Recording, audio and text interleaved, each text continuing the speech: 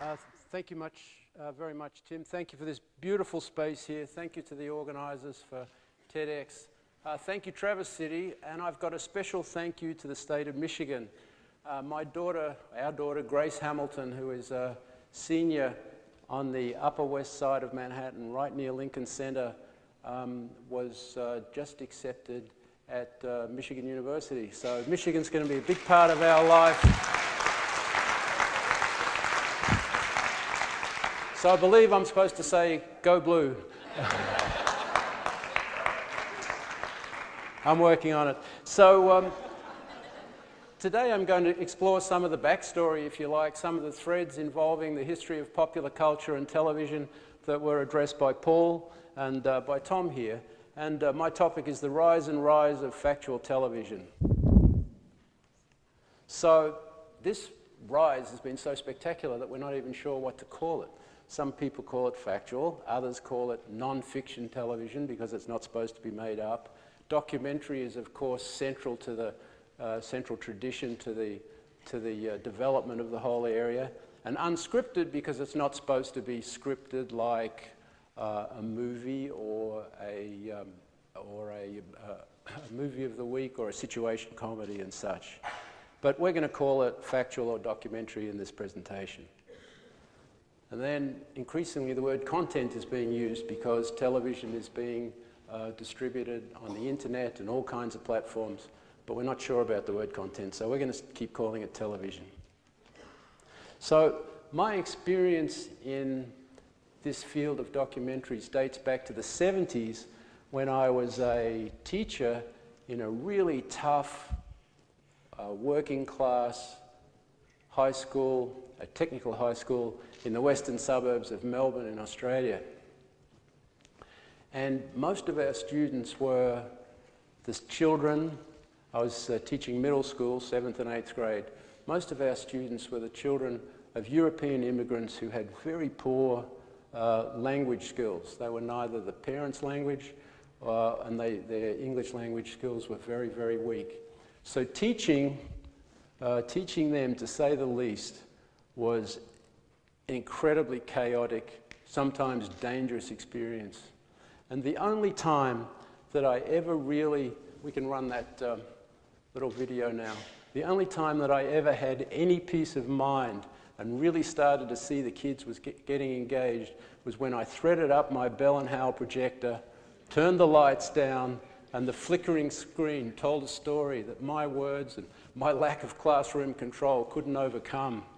And so I became deeply committed to the ability of audiovisual media, film and television, particularly documentaries and good documentary storytelling, to transform lives, because I could see these kids get some hope out of the education process. So a couple of years later, I was, say, 1980, I was fortunate enough to get a small grant to come over to New York to further my studies about documentaries, how they were produced at the time and how they were distributed, particularly educational documentaries. And at that time, the #1 documentary film festival in the States was called the American Film Festival, and the curators of the American Film Festival, the organisers of it, were the Educational Film Librarians Association. So what was incredible was that at that time there were two big separate gatekeepers for whether you got your documentary produced and distributed. On the one hand, there were the librarians, and they were either school librarians or they were community librarians, nearly all women, nearly all very well educated with liberal arts degrees and also some library science. And you needed to get a good rating from their association and from their festival to have your documentary picked up and distributed, whereupon they were either the films which were shipped around the States in these big boxes, they were either rented or they were purchased by these libraries. So at that era, the gatekeeper #1 is the librarian. Gatekeeper #2 were a handful of television executives. PBS was just emerging in the late 80s, but the BBC had been a powerful producer and funder of documentary programming for many years, coming out of Britain's very deep and passionate documentary production tradition. And also there was public television networks like ABC Australia, CBS Canada, and to a lesser extent in Europe, in France and Germany and other territories. There was just a handful of decision makers in these networks. Most of them, say in the UK, the really powerful ones, went to Oxford and Cambridge and probably knew each other back to their Eton days. So they were also a very, very small circle. And kind of that was it. So there were some kind of independent productions, but it was a very small and tightly run universe. So I'm just going to take you through some of the spectacular growth that's occurred since. So this was the slide we just went through. It was really a cottage industry where our gatekeepers were librarians and TV news executives. And if you took all of these businesses and you put them on the block and you auctioned them off, my guesstimate is that the value of all of those production companies and distribution companies involved in educational and documentary film at the time would have been about $100 million. So in the 80s, we saw two unbelievable technical revolutions.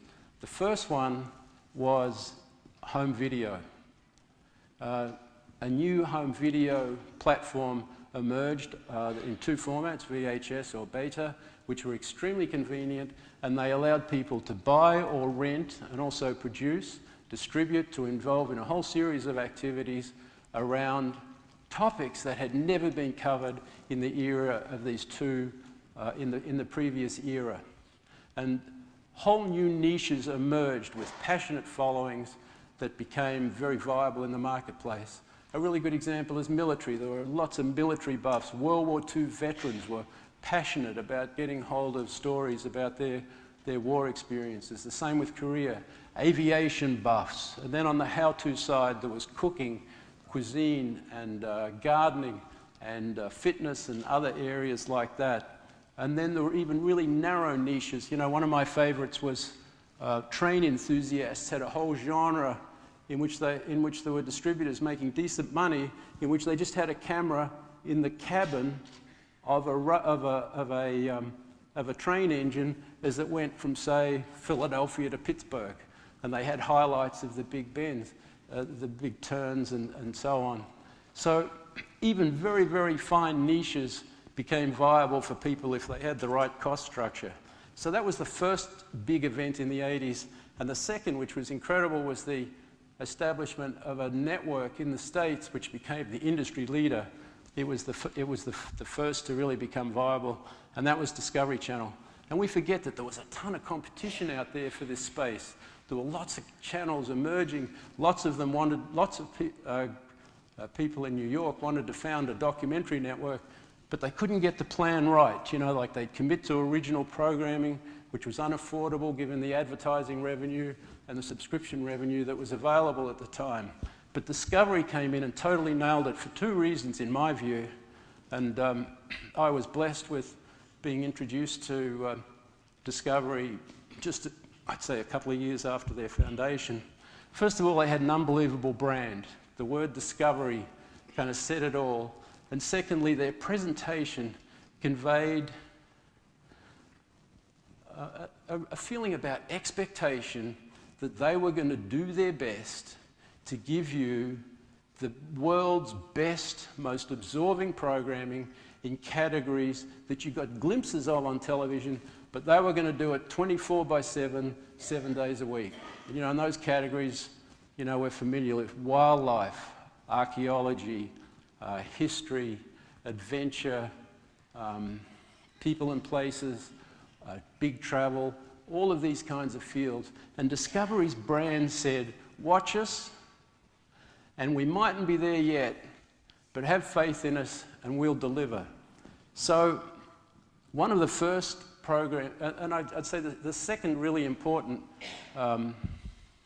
aspect of this promise that Discovery nailed was that they acquired programs that indicated the direction that they wanted to become.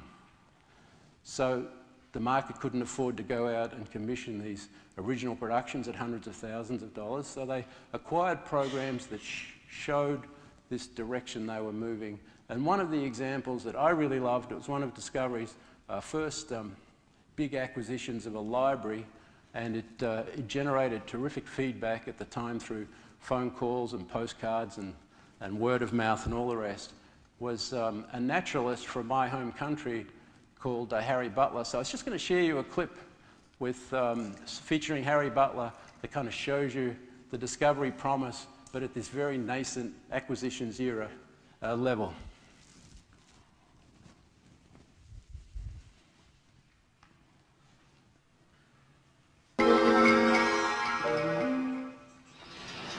One of the wonderful things about walking through the bush is you never know what you're going to see next. In this case, it's one of the most delightful small animals you could get, pygmy possums.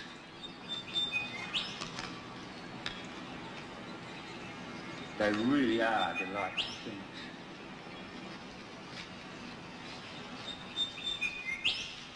You probably wonder why they're not running away from me. The reason is the blossoms they're feeding on have been in the hot sun, and the nectar in them has fermented. These little fellows have eaten the fermented nectar, and in fact, they're drunk.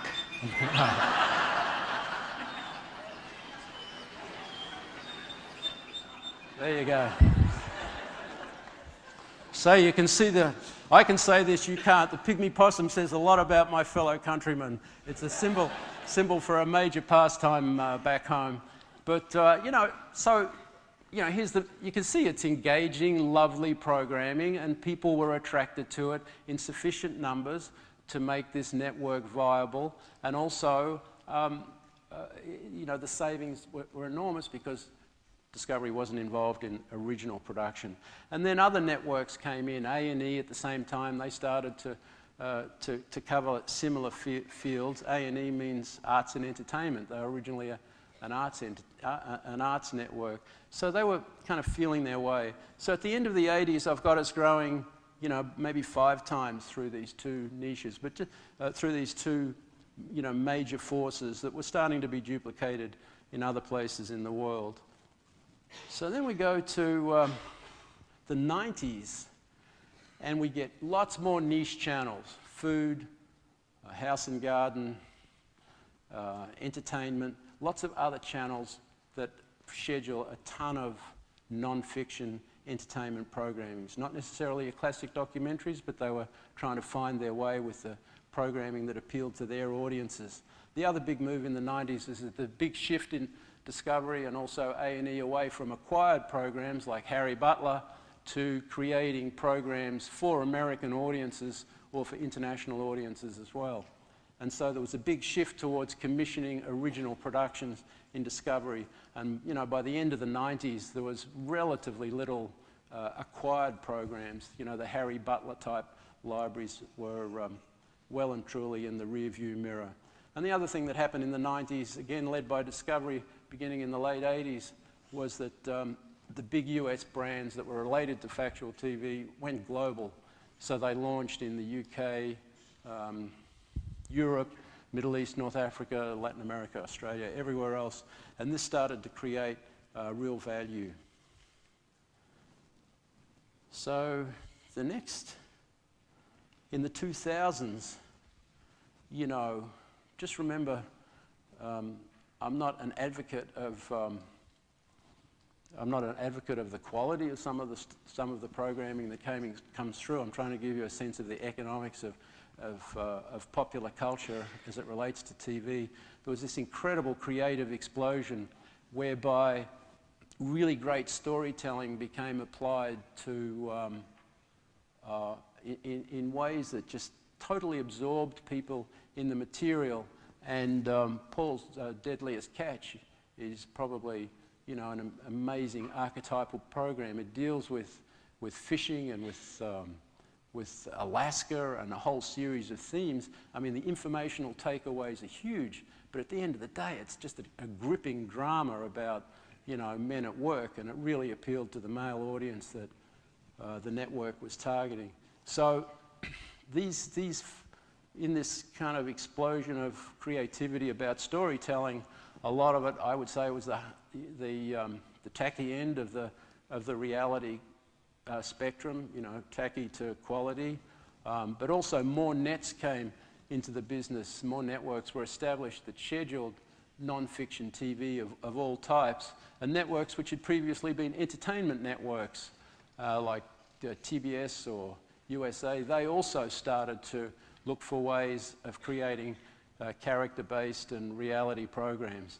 And then the final explosion was that Discovery several years ago went public, and so we had Wall Street finance involved. And, you know, my estimate is that worldwide, you know, this sector, because remember there are replicants of this model in France and the UK and elsewhere, that we're talking about a $120 billion market.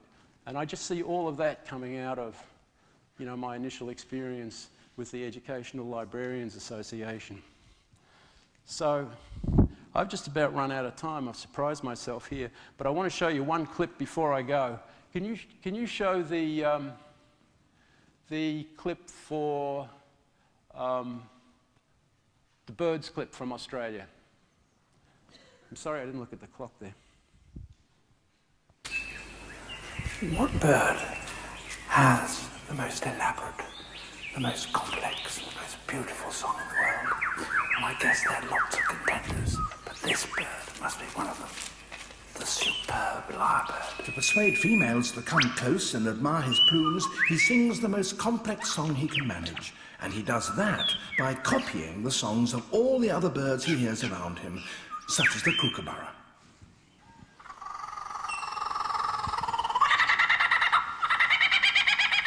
Even the original is fooled.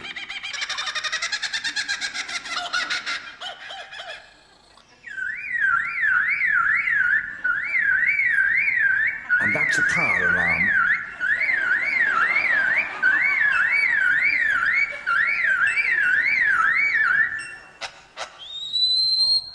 And now the sounds of foresters and their chainsaws working nearby.